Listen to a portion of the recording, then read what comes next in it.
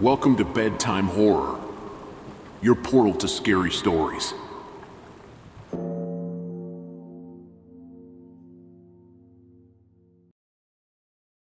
A couple weeks ago, a new neighbor moved in. He played his music loud enough to shake the walls, and that was just the beginning. Every night, like clockwork, he'd crank up the volume, not giving a damn about the peace and quiet the rest of us were trying to enjoy. At first, we tried the friendly approach, knocking on the door and politely asking him to keep it down. But this guy was like a ticking time bomb. Slamming the door in our faces, shouting obscenities, it was like he lived for confrontation. And it wasn't just the noise, he'd get into these heated arguments with himself, throwing stuff around, and we could hear every word through the thin walls.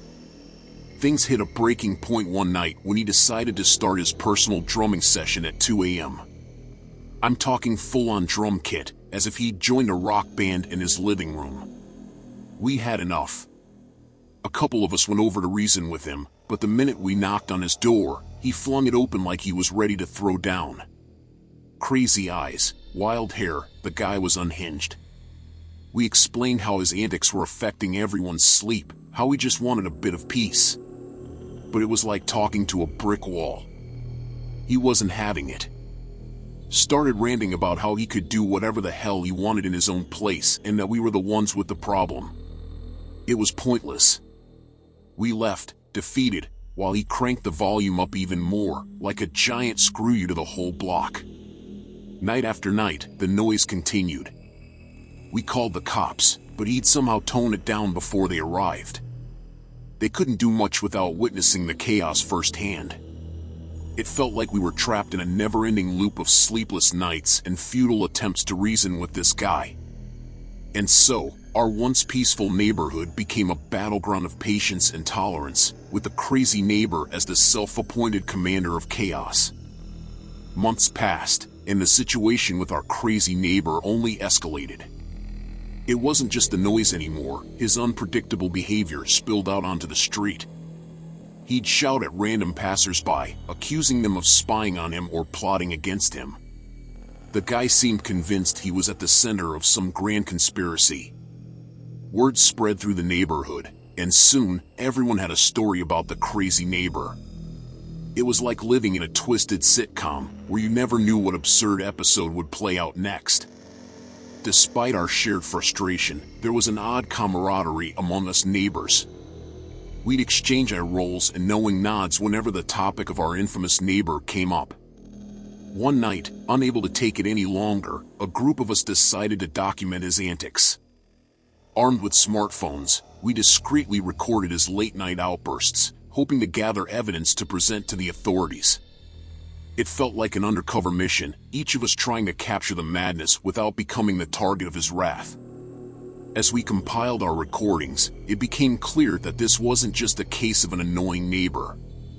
Something was seriously wrong with the guy. His rants were incoherent, filled with paranoia and delusions.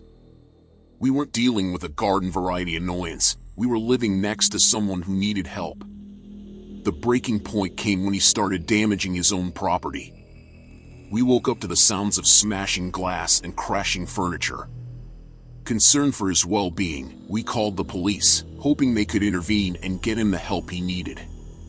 This time, when the officers arrived, the neighbor didn't resist. It was as if he'd reached his own breaking point. They took him away, and the neighborhood breathed a collective sigh of relief.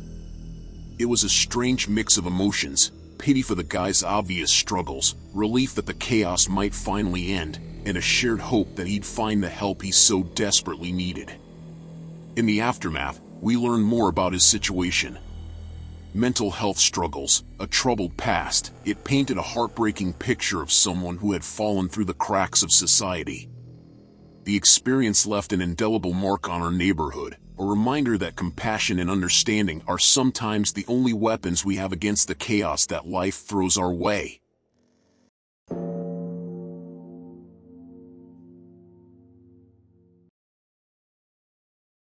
Living in a cozy suburban neighborhood was pretty routine until a new neighbor did move in. At first, everything seemed normal, but soon enough, I began to notice this neighbor acting kinda strange. They were always peering through their windows, watching my every move. It got weirder because this person never stepped outside during the day, as if their whole world was confined to the inside of their dimly lit house. As the days went by, odd stuff started happening whenever they eyeballed me. Strange noises in the dead of night, things shifting places, all sorts of spooky occurrences. I decided I couldn't just let this mystery slide, so I took it upon myself to investigate. I knocked on the neighbor's door, but it was met with nothing but silence. Undeterred, I pressed on, checking out the other houses in the neighborhood. But it felt like everyone was keeping mum about the weird happenings, like there was some kind of unspoken agreement to keep things hush-hush. Sleepless nights rolled in, and the feeling of being watched started getting to me. It was like an invisible audience critiquing every move I made. One evening, I decided to confront the neighbor head-on, determined to put an end to this strange game. I knocked, but when the door creaked open, the house was empty, like they vanished into thin air. Then, out of the blue, a for sale sign popped up in their yard, signaling their sudden departure. The house, once a hub of weirdness, now stood silent and empty. It was like the watchful eyes blinked out of existence, leaving me to wonder about the reasons behind their abrupt exit. With their departure, the neighborhood slowly returned to normal.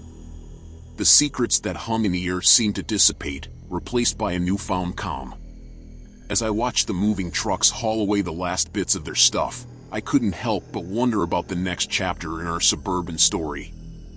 The departure of the watchful eyes left a void, yet it also opened the door to a fresh start for our little community.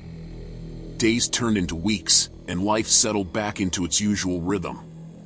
Small talk resumed during evening strolls, and the kids played freely in the cul-de-sac. The neighborhood barbecues were once again filled with laughter and the smell of grilled burgers. It was like the strange chapter with the watchful neighbor had never happened. One sunny afternoon, as I was checking the mail, I spotted Mr. Johnson from across the street. He was always the friendly type, quick with a smile and a wave. As we exchanged pleasantries, I couldn't resist asking him about the odd happenings with the previous neighbor. His face shifted slightly, a subtle indication that he knew more than he let on. With a sigh, Mr. Johnson admitted that many in the neighborhood had noticed the peculiar behavior but chose to keep silent about it. It wasn't out of fear, he explained, but more of a collective decision to avoid unnecessary drama. The watchful neighbor had been going through a tough time, dealing with personal issues that they weren't ready to share.